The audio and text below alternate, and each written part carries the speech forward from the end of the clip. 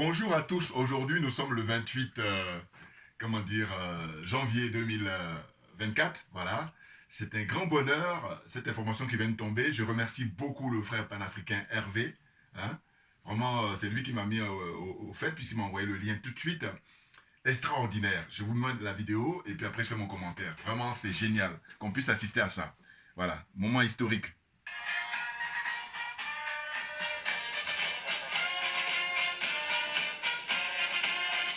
Communiqué conjoint du Burkina Faso, de la République du Mali et de la République du Niger. Désiré de réaliser leur intégration entre les États de la sous-région, émus par les idéaux de fraternité, de solidarité, d'entraide, de paix et de développement. Leur Excellence, le général Aboubakar Sangoulé Labizana, le général Moussa Traoré et le lieutenant-colonel Seyni Kounché, respectivement chef d'État de la Haute-Volta, actuelle Burkina Faso, du Mali et du Niger, créés avec 12 de leurs pairs le 28 mai 1975 à Lagos, la communauté économique des États de l'Afrique de l'Ouest. Après 49 ans d'existence, les vaillants peuples du Burkina, du Mali et du Niger constatent avec beaucoup de regrets, d'amertume et une grande déception que leur organisation s'est éloignée des idéaux de ses pères fondateurs et du panafricanisme. En outre, la CEDEAO, sous l'influence de puissances étrangères, trahissant ses principes fondateurs, est devenue une menace pour ses États membres et ses populations dont elle est censée assurer le bonheur. En effet, l'organisation n'a pas porté assistance à nos États dans le cadre de notre lutte existentielle contre le terrorisme et l'insécurité. Pire, lorsque ces États ont décidé de prendre leur destin en main, elle a adopté une posture irrationnelle et inacceptable en imposant des sanctions illégales, illégitimes, inhumaines et irresponsables en violation de ses propres textes. Toutes choses qui ont davantage fragilisé les populations déjà meurtries par des années de violence imposées par des hordes terroristes, instrumentalisées et téléguidées. Face à cette situation qui perdure, leur Excellence, le capitaine Ibrahim Traoré, le colonel Assimi Koïta et le général de brigade Abdraman Tchani, respectivement chef d'État du Burkina Faso, de la République du Mali et de la République du Niger, prenant toutes leurs responsabilités devant l'histoire et répondant aux attentes, préoccupations et aspirations de leur population, décident en toute souveraineté du retrait sans délai du Burkina Faso, du Mali et du Niger de la communauté économique des États de l'Afrique de l'Ouest, fait à Ouagadougou, à Bamako et à Niamey le 28 janvier 2024. Bouya, bouya, bouya. Ah oui, ah oui, ah oui, ah oui. On est dans du très lourd, chers frères et sœurs. Ah mais non, mais ça fait longtemps qu'on demandait ça, hein. Ça fait longtemps, et ça y est, c'est arrivé. Et comme ils sont aussi portés, hein, vous ne pouvez pas dire aussi, surtout portés sur le symbole, les pays de l'AES, les États de l'AES, le Mali, le Burkina Faso et le Niger ont décidé, à compter d'aujourd'hui, 28 mai 2024, de sortir de la CEDEAO. Bouya, bouya, bouya, bouya. Non, on est bon, là on est bon, là on est bon. Mais oui, je vous dis, ça se passe de manière pacifique, c'est pour ça que beaucoup ne prennent pas encore, comment dire, quand je dis pacifique, je veux dire que quand on regarde l'attitude des Occidentaux, hein, il faut qu'ils fassent des bombes partout pour que l'ordre naturel se passe, alors que non, l'ordre naturel peut se passer, hein, de manière élégante, de manière humaine, voilà, c'est surtout ça, parce que eux, ils ont l'apparence d'êtres humains, mais ce ne sont pas des êtres humains. Retenez-le bien que tout ce qui brille n'est pas de l'or, c'est connu ça, voilà. Donc je dis, il y en a qui vont admettre ça quand on va parler de la matière, l'or. Mais quand on parle des humains, ils vont dire non, non, non, non, c'est pareil, c'est pareil. Non, parce que quand tu dis que tu es un être humain, après ça c'est de la théorie. Dans la pratique, qu'est-ce que ça donne? Voilà. Dans la pratique, la manière dont tu te comportes, non. Tu as juste l'apparence d'être humain, mais tu n'es pas un être humain. C'est clair pour moi. Voilà. Eh bien, je renouvelle mes remerciements au frère Hervé panafricain. C'est lui qui m'a envoyé le lien. Bon, chacun de nous, vous savez très bien, on a nos occupations. Hein. Donc, je n'étais pas du tout branché là. Et puis, c'est lui qui m'a envoyé. Et sans même ouvrir, mais quand j'ai vu qu'il a essayé de me joindre, j'ai dit non, il doit y avoir quelque chose d'urgent. Parce que sinon, habituellement, il m'envoie juste simplement. Mais là, il a envoyé le lien. Et puis après, il a essayé de me joindre. Je n'étais pas disponible. Donc, c'est après que j'ai pris connaissance. Donc, je vais l'appeler un peu plus tard. Bon. Donc, voyez-vous, c'est historique. C'est historique. Ça veut dire que là, le franc CFA, voilà, les jours sont comptés là. Pour enterrer définitivement le franc CFA, qu'on puisse le retrouver maintenant que dans des musées des pays concernés, surtout au Mali, au Burkina et au Niger. Ah oui, oui, oui, et il va falloir le mettre dans le musée et expliquer aux générations d'aujourd'hui et surtout aux générations à venir les méfaits de cette monnaie-là, très clairement. Cette monnaie nazie, cette monnaie maudite, voilà, qui est responsable du malheur des Africains. Très clairement, très clairement. Donc voyez-vous, j'ai pas écrit là, hein. Là j'ai noté juste un truc rapidement pour ne pas oublier, à savoir que la CEDEAO donc a été créée, c'était au Nigeria, par 15 pays, hein, 15 chefs d'État, dont la Mizana de haute voltage, je crois, et puis Séné Kounché du Niger, et puis Moussa Traoré hein, du Mali. Bon, alors c'est extraordinaire, hein, eux et puis 12 autres, si c'était 15, à créer la CEDEAO. Bon, donc, le 28 mai 1975, il crée cette organisation et il faut se demander à quoi ça servait. Hein? Quelle était la préoccupation de ces chefs d'État-là pour créer ça? Mais leur préoccupation, c'était que, on parle de leurs idéaux, hein, la fraternité, la solidarité, l'entraide, la paix et le développement. Voilà, c'était ça leur préoccupation. Et CEDEAO, quand vous regardez la signification de l'acronyme, c'est l'économie qui doit primer. Hein, faire de manière à ce que ces 15 pays-là se retrouvent au point de vue économique, les échanges qu'ils peuvent avoir et tout, hein, faciliter les échanges et puis être dans la prospérité des peuples qui composent ces pays-là. Or, au fil du temps, on s'est rendu compte que non.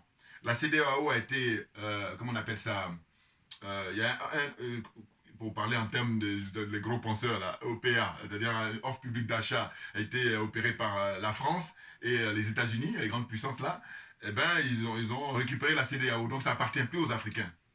Très clairement. Hein. Donc là, moi je vous dis, c'est que ça m'inspire quand je vois ce qui se passe là. Je dis, mais ceux qui soutiennent Paul Biya, ceux qui soutiennent Alassane Draman Ouattara, ceux qui soutiennent Macky Sall, ceux qui soutiennent Patrice Talon, ceux qui soutiennent Faure Yassingbe, ceux qui soutiennent... Vous savez, tous ces gens-là, qui sont dans la CEDEAO, hein, même le dirigeant qui ne sont pas dans cette monnaie-là, enfin, je pense au Ghana, je pense donc ceux qui soutiennent Nana Akufo-Addo, ceux qui soutiennent l'autre trafiquant de drogue là, qui est maintenant au pouvoir au Nigeria. Vous vous rendez compte? Voilà. Donc là, heureusement qu'on a les dignes fils, les patriotes, les panafricains qui sont aujourd'hui hein, en charge de diriger ces pays. Je pense d'abord à son excellence Assimi Goïta, le colonel Assimi Goïta. Je pense à son excellence Ibrahim Traoré du Burkina Faso et à son excellence le général Tchani du Niger. Vraiment, bravo à vous, tous nos encouragements. Vous avez notre soutien indéfectible, indéfectible. Et nous sommes là pour, à notre manière, apporter notre pierre à l'édifice, à la contribution pour l'émancipation de l'homme noir, l'émancipation de l'Africain, hein, qu'on puisse sortir définitivement de l'impérialisme, du colonialisme et de la France-Afrique, très clairement. Hein. Et on ne va pas s'inquiéter parce que vous avez compris.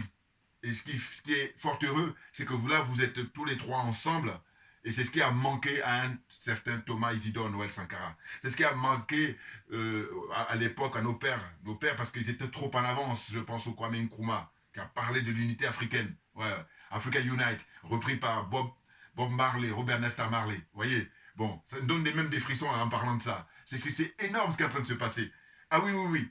Non, parce que, attendez, pour le commun des mortels, on se dit quoi? On se dit, bon, la CEDEAO, si elle a dérogé à sa vocation première, c'est-à-dire de faire de manière à ce que ces pays-là, qui composent cette organisation, qui puissent se retrouver au niveau économique, mais si ils s'éloignent de ça, mais au moins qu'ils assurent leur protection. Or, c'est le contraire qui se produit. C'est-à-dire que la CEDEAO a décidé de faire la guerre à ces pays qui ont décidé de prendre leur destin en main. On se demande, quand je dis pour le commun des mortels, c'est dit, mais pourquoi la CEDEAO n'a pas envoyé d'armée hein, pour sauver le Mali, pour sauver le Niger, pour sauver le Burkina Faso, quand on sait qu'il y a eu beaucoup, beaucoup de morts, beaucoup de pauvres gens, beaucoup d'innocents qui sont, comment dire, victimes hein, de ces barbares, là, victimes de ces, comment dire ça, de ces drogués qui sont envoyés par l'Occident. Hein, la CEDEAO. Pourquoi, en ce moment-là, ils ne se sont pas intervenus? C'est pour ça que j'aime beaucoup le terme qu'il utilise, le porte-parole du gouvernement du Niger, là. Il dit, en fait, c'est une attitude qui est dans une posture irrationnelle. Oui, totalement. Ah oui, posture irrationnelle. C'est incompréhensible. Alors si, parce qu'ils sont corrompus.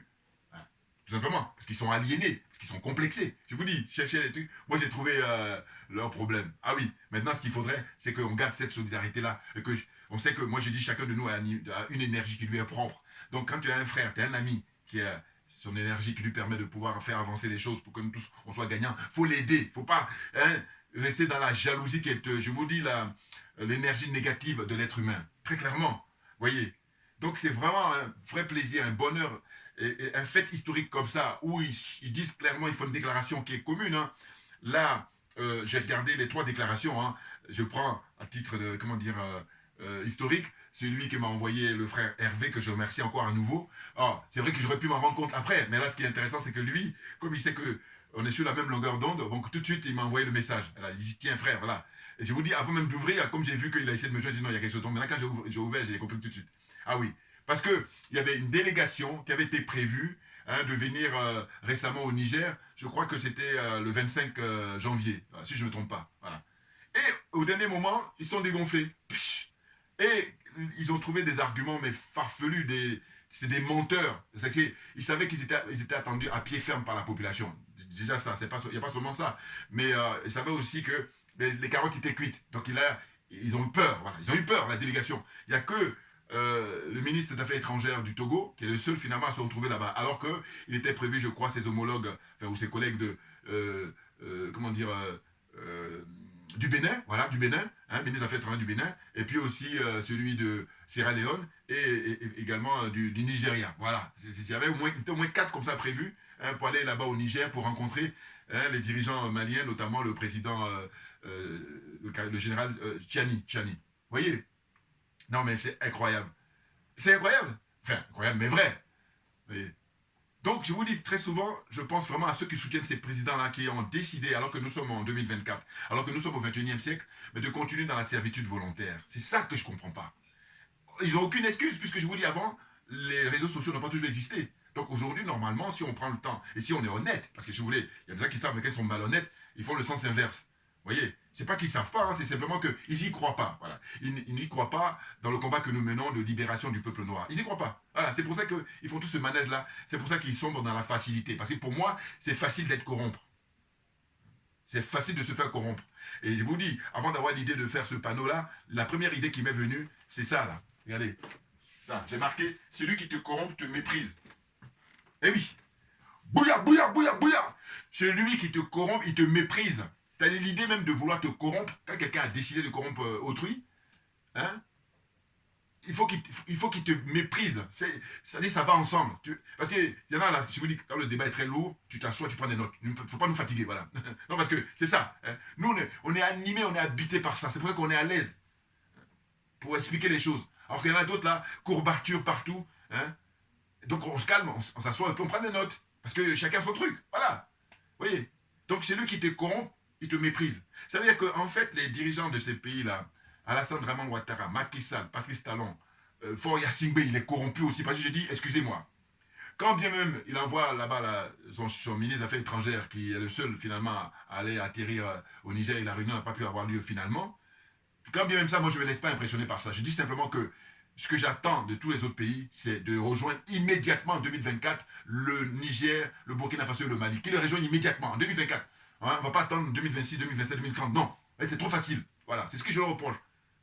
Parce que j'ai dit d'abord, ils ont servi depuis toujours la France-Afrique. Là, on a une chance extraordinaire, historiquement, d'avoir des dirigeants courageux, patriotes, qui prennent les choses en main pour nous libérer, nous tous. Et puis, il y en a là qui ont le culot de continuer à faire le nivellement par le bas. Et même à faire le sens inverse. À chercher à les assassiner. Vous vous rendez compte? Donc, alors, je ne vais pas lâcher cette affaire-là. Je reviens encore sur Kagame. Et certains pourront croire que je défends Kagame alors que pas du tout. Ceux qui sont honnêtes vont comprendre. C'est une question de, comment dire ça? Le raisonnement, voilà. Mon raisonnement, c'est de dire quoi? C'est de dire, écoutez, Kagame n'est pas un enfant de cœur. Kagame est au service des Occidentaux. Mais moi, mon problème, c'est de dire que quand vous l'attaquez, il faut attaquer eux tous. Et quand vous l'attaquez, il faut attaquer au même niveau. faut pas que quand vous attaquez les autres, vous attaquez normal. Je dis, vous voyez bien, regardez les images des uns et des autres, ils interviennent. Mais dès que Kagame touche, alors là, ils sont plus à l'aise pour. Ils montent le curseur. C'est ça mon problème, moi. Je dis non. Je le mets dans le même sac que les autres. Parce que, excusez-moi, est-ce que c'est Kagame qui est responsable là, de ce qu'a subi les pays de l'AES, à savoir les sanctions économiques? C'est Kagame qui a dit Ouattara, Macky Sall et compagnie? Est-ce que c'est Kagame qui est responsable là, du fait que le franc CFA il perdure depuis 1945 jusqu'à nos jours? C'est-à-dire que ça fait 78, bientôt 79 ans que cette monnaie-là, elle est en œuvre. Et elle est responsable de nos malheurs, très clairement. Voilà. Donc, quand je dis ça, je dis, bon, une fois qu'on est honnête et on comprend mon raisonnement, on dit, bon, voilà, c'est vrai. Et autrement, quand on est malhonnête ou qu'on n'a pas tout compris, eh ben, on essaie de dire, Kagame, il faut arrêter avec ça. Et puis, je vous dis, Kagame prenait le peuple rwandais, la qualité de vie au Rwanda, et puis vous prenez maintenant la qualité de vie au Sénégal, qualité de vie au Bénin, qualité de vie, comment dire ça, en Côte d'Ivoire, Voilà, prenez. Les Rwandais, comment ils vivent en 2024, les Ivoiriens, comment ils vivent en 2024, tout le monde, hein. Là par contre, je ne prends pas juste une caste ou comment dire, l'élite, non, je prends toute la population, voilà. Donc après là, c'est de dire que, écoutez, soit vous considérez qu'ils sont tous pareils, il n'y a pas un pour sauver l'autre, soit vous le laissez tranquille, voilà. Et quand je dis ça, je ne le soutiens pas, je dis simplement que, dans mon principe, comme je me veux honnête intellectuellement, je dis, moi, quand il y a quelque chose, une situation comme ça, je vais vous donner un exemple très rapide. Guillaume Cahuzac. Cahuzac, c'était un ancien ministre du budget de la France. À l'époque, on l'avait chopé pour les histoires de, comment on appelle ça, paradis fiscaux. Voilà. Et au début, il niait. Ils ont fini par le choper. Et puis, quand il a vu que son poste de ministre est menacé, enfin, en tout cas, qu'il ne pouvait plus être ministre, et voilà, démis ses fonctions, il est obligé de rendre, en tout cas, sa démission, eh bien, il dit qu'il va retourner à l'Assemblée nationale. Eh bien, les députés là-bas, ils ont dit non, on ne veut pas de toi. Je dis, mais écoutez, moi, quand c'est comme ça, je dis non. En vrai dire, 577 députés ici en France. Sur les 577, peut-être qu'il y en a 2 ou 3, je n'exagère rien du tout, qui peuvent lui donner des leçons. Mais tout le reste, vous imaginez. Vous faites 577, alors j'ai essayé d'être large. 577, enlevez 5, voilà, 5. Tout le reste, eh ben, ils sont comme lui, voire pire. Et donc, quand c'est comme ça, je dis, mais écoutez, non, tu ne peux pas donner des leçons alors que toi, tu n'es pas propre. Donc, c'est pour dire quoi? C'est pour dire qu'en fait, ces gens-là, quand ils ont pris la décision, les dirigeants comme Alassane Ouattara, les dirigeants comme Macky Sall, les dirigeants comme Patrice Talon, ils étaient vraiment les va-t-en-guerre, et puis celui du Nigeria aussi, à dire que voilà, on va prendre l'armée pour aller déloger les colonels là, qui sont au Mali, on va déloger le capitaine qui est au Burkina Faso, et on va déloger le général qui est, au Niger. Vous vous rendez compte? On s'est dit, mais si vous avez cette armée-là qui est assez forte, mais pourquoi vous n'allez pas en découdre avec les, comment on appelle ça, les soi-disant terroristes, enfin, soi-disant djihadistes, mais terroristes, oui. Voilà, il ne faut pas confondre aussi. Là, les thèmes sont très importants. Ils sont soi-disant djihadistes, mais par contre, ce sont des terroristes, ce sont des voyous, ce sont des gangsters, des drogués. Voilà. Des pauvres gens, tout naturellement. C'est pour ça que l'éducation, elle est primordiale, parce que quand on est éduqué, quand on est bien éduqué, on sait où on en est. Or, la plupart du temps, la carence de l'éducation fait qu'il y a beaucoup de gens qui sont largués et qui sont prêts, pour le premier venu, à céder à tout. Ils ne savent même plus qu'est-ce que c'est qu'être un être humain. Voilà. Vous comprenez? Donc, cette vidéo-là, c'est un bonheur, c'est un plaisir, parce que c'est historique. Eh oui, vous imaginez? Ah oui, 28 mai 1975, création de la CEDEAO, et 28 mai 2024, des grands hommes qui rentrent dans l'histoire par la grande porte. Je répète encore, le colonel Assimi Goïta et ses camarades de lutte, le capitaine Ibrahim Traoré et ses camarades de lutte, et puis le général Tchani et ses camarades de lutte, ils sortent de la CEDEAO, ils annoncent officiellement à qui veut l'entendre. Donc, j'ai regardé, comme je vous disais, pour le Mali, c'était le colonel Maïga, Abdoulaye Maïga, et puis je crois qu'au Burkina Faso, bon, lui, je sais pas, c'est quoi, c'était un civil, mais en tout cas, il doit être le ministre de l'Information ou le ministre de la Culture, qui soit, en tout cas, le porte-parole du gouvernement, c'est lui qui a fait la déclaration. Donc, une déclaration commune, voilà, pour dire que c'est fini, on n'est plus dans la CEDEAO. Maintenant, vous allez faire quoi maintenant? Ah, mais quand l'expression se frotter les mains, ah, moi j'attends, voilà. Et maintenant qu'on n'est plus dans l'organisation, vous allez faire quoi? Voilà. Parce que prononcer des sanctions, ça veut dire quoi? Ça veut dire qu'en fait, ils ont pris le pouvoir au Mali d'abord, ensuite au Burkina Faso et au Niger, là, plus récemment, c'est-à-dire à partir du mois de juillet. Donc, vous comptez juillet, août, septembre, octobre, novembre, décembre, janvier. Ça fait plus de 6 mois, facilement, plus de 6 mois, qu'il y a des sanctions contre ces pays-là, et en l'occurrence le Niger, où sur le plan sanitaire, c'est-à-dire que les médicaments sont bloqués. Donc, les gens meurent. Parce que déjà, en temps normal, comme les gens sont dans la pauvreté, ils meurent déjà en temps normal. Avant même qu'il y ait la sanction. C'est-à-dire que si on revient en arrière, on prend quand Bazoum était au pouvoir. Bon. Donc les gens meurent. Mais maintenant, quand par-dessus le marché, compte tenu de la pauvreté qu'ils vivent, et qu'on supprime, enfin on arrête hein, de donner des médicaments, hein, d'envoyer des médicaments, d'envoyer des trucs pour manger, pour se soigner, pour s'éduquer, enfin plein de trucs comme ça, hein, sur le plan économique. Qu'est-ce que vous voulez hein? C'est vraiment la terreur, c'est vraiment... c'est inhumain, c'est inhumain. Et j'ai dit quoi? J'ai dit, bon, vous vous rendez compte, en fait, pour Bazoum, alors qu'on sait très bien, alors ceux qui n'ont pas compris, ils vont penser à Bazoum, mais ceux qui ont compris, non, c'est pas Bazoum. En réalité, c'est la France. Les Occidentaux en général, la France en particulier, c'est leurs intérêts. Or, leurs intérêts, nous, nos intérêts, à quel moment on va parler là? Parce qu'à un moment donné, c'est ça que je reproche aux diplômés africains. Les diplômés africains dont je dis qu'ils font un usage caricatural de leur connaissance et de leur savoir. Bouillard! Ça veut dire quoi? C'est-à-dire qu'en fait, ces gens-là sont censés éduquer le peuple, élever le débat, éclairer le peuple. Or, eux, la corruption aidant, l'aliénation aidante, hein? Corruption aidante, aliénation aidante, et puis, qu'est-ce qu'il y a encore hein? Corruption, complexe, voilà, excusez-moi, non, mais c'est pas possible. Qu'est-ce que c'est que ça? On est en 2024, les gars. Vous faites quoi? Servitude volontaire pour aller où avec ça? Donc, c'est une voie sans issue. On a fait la démonstration maintenant. Et maintenant, là, hein, on va essayer aussi d'être vigilant, parce que je vous dis, il y a des opportunistes, et ça, c'est dans l'être humain. C'est-à-dire qu'il y a des gens, comme ils ne sont pas courageux, ils attendent toujours pour se placer au sens du vent, voilà. N'importe quoi. Moi, je dis non, non, non, non. On va essayer justement de tenir compte de qui est vrai, qui est authentique et qui est faux. C'est important, je vous dis pourquoi. Parce que si vous prenez à la légère, c'est pour ça qu'il y a des infiltrés. Alors, je comprends que c'est pas facile, c'est vrai, mais justement, c'est une raison de plus pour travailler là-dessus. Alors que si on ne travaille pas là-dessus, on prend ça à la légère, et bien on va se réveiller. Parce que qu'est-ce qui s'est passé pour l'assassinat de Thomas Isidore Noël Sankara? C'est qu'il avait une entière confiance à Blaise Compaoré, qu'il considérait comme son frère, à tel point que quand à un moment donné, on vient lui dire que tu sais, Blaise il va te descendre à un moment ou à un autre, il dit non, si vous apprenez ça, ça veut dire que c'est trop tard. Documentaire fait par un Suisse. Regardez, le titre c'est Capitaine Thomas Sankara. Bon, même aujourd'hui avec YouTube, vous trouvez toutes ces archives-là. Vous vous rendez compte? C'est énorme. Hein? On lui dit qu'il veut en finir avec toi, il veut t'éliminer. Il dit non, si vous apprenez ça, c'est trop tard. Et c'est ce qui s'est passé.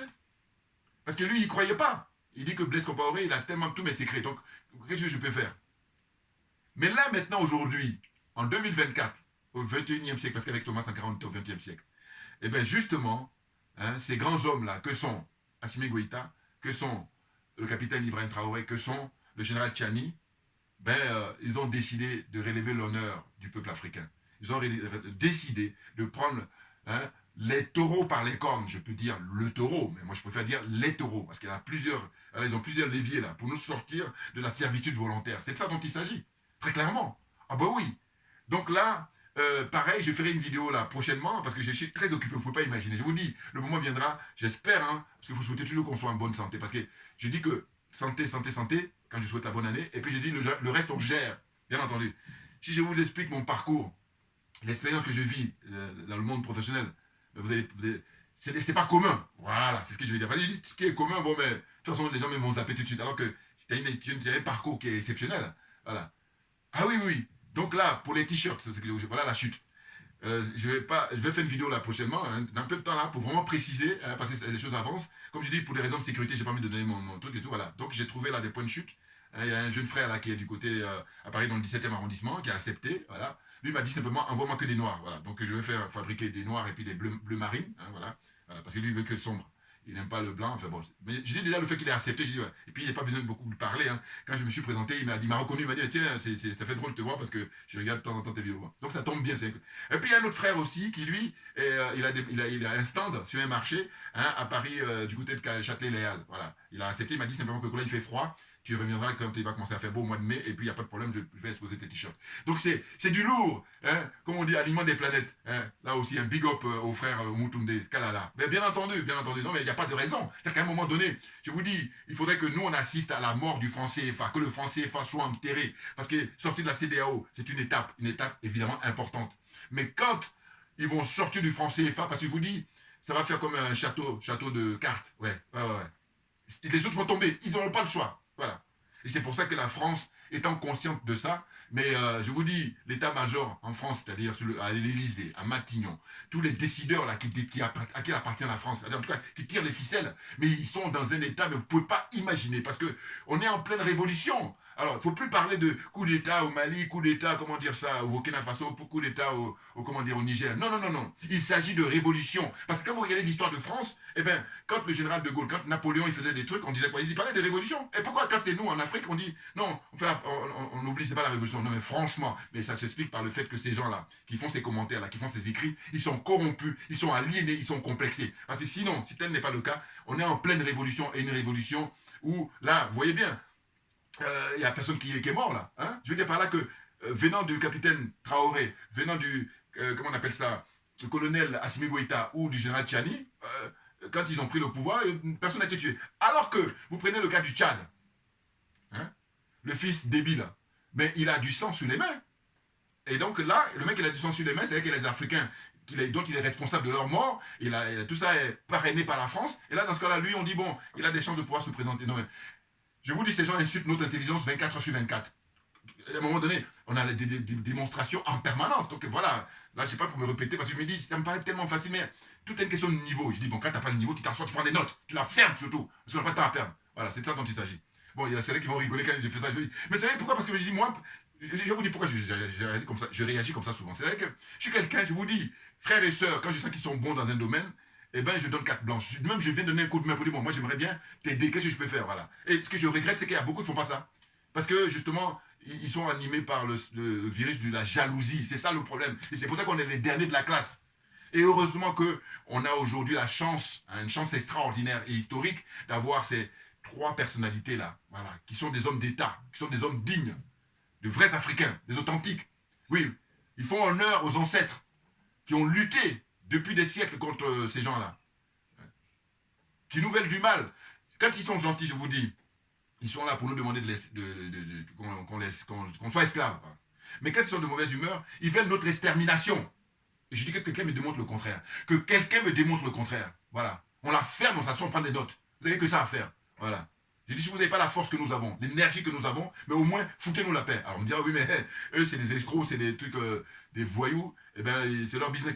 Oui, mais sauf que, j'ai dit que moi, la vie humaine étant sacrée, tant que vous faites tout ce qui est matériel, c'est pas grave, parce que là, on peut remplacer le matériel. Mais l'humain, on ne peut pas remplacer l'humain, jusqu'à preuve du contraire. Voilà. Et c'est à partir de là, je dis non. Toi, ta vie, elle ne vaut pas la vie non, enfin, je veux dire, au sens où, respecte la vie d'autrui, comme toi, ta propre vie, tu la respectes. Et même quand bien même, parce qu'il y a des gens, je vous dis, il y a des fois, c'est des choses qui me perturbent, c'est qu'il y a des gens, en fait, ils en peuvent plus de la vie. Mais je dis, mais vas-y, la charité bien ordonnée. Eh ben non, ils vont aller flinguer les autres. Les faits divers, qu'on voit souvent ici, surtout en Europe, en Occident, surtout. Il y en a un petit peu ailleurs, mais principalement, parce qu'ils sont perturbés. Mais j'ai dit, mais après, je vois ça, je dis, mais non, mais vas-y, si tu n'en veux plus de la vie, mais vas-y, supprime-toi, puis, hein, mais laisse les autres vivre. Parce que c'est pas toi qui es responsable de leur vie. Fais-moi voir. Comprenne qui veut, comprenne qui peut. Donc voilà. J'arrête là. Hein, mais sachez que je reviendrai évidemment parce qu'on doit fêter ça. Hein. C'est une bataille importante qui vient de tomber là. Ah bah oui. Bien entendu. Sortie de la CEDEAO. Hein. Ils ont complètement détourné l'objet de la CEDEAO. Hein. C'était vocation économique. Hein, céder, faire tomber les barrières qu'il y a entre ces pays-là sur le plan économique, hein, plus de frais des douanes, hein, voilà, et aussi bien les biens que les biens et les personnes puissent circuler hein, de manière fluide, tranquille. Eh bien non. Ces gens-là qui n'ont rien compris, qui leur passage sur Terre, c'est vraiment c'est du néant. Enfin, je veux dire, c'est néfaste pour l'humanité, voilà. Parce qu'au fond, ils ont servi que eux-mêmes, ils ont sauvé leur entourage, leur nombril. Mais qu'est-ce que ça représente dans des pays comme la Côte d'Ivoire où il y a presque 30 millions d'habitants, hein, dans des pays comme, comment dire, dans ces différents pays, voilà. Hein. Qu'est-ce que ça représente, ces gens-là? Macky Sall, au Sénégal. Lui et son clan, ils représentent quoi? Patrice Talon et son clan, ils représentent quoi au Bénin? Donc voilà, c'est ça les questions essentielles. Donc merci beaucoup pour votre attention. On lâche rien, tout naturellement. Hein. On lâche rien, parce que c'est nous qui avons raison. Et vous savez ce que je vais faire? C'est la seule fois que j'ai oublié. Je vais mettre un point d'interrogation sur le drapeau du Mali, comme j'ai fait là-bas, là, sur le grand panneau, et puis le drapeau du, comment dire, du Niger, je le mets en direct, vous rendez compte, et puis le Burkina Faso, voilà, c'est ça. Les trois pays, je mets les points d'interrogation pour dire qu'ils vont bientôt sortir du franc CFA, c'est de ça dont il s'agit. Voilà, donc merci beaucoup à vous tous pour votre attention et votre patience et votre loyauté. Merci bien, et puis n'hésitez pas pour les commentaires, parce que c'est fait pour ça, pour débat d'idées, hein, apporter des arguments, et puis à très bientôt, merci bien.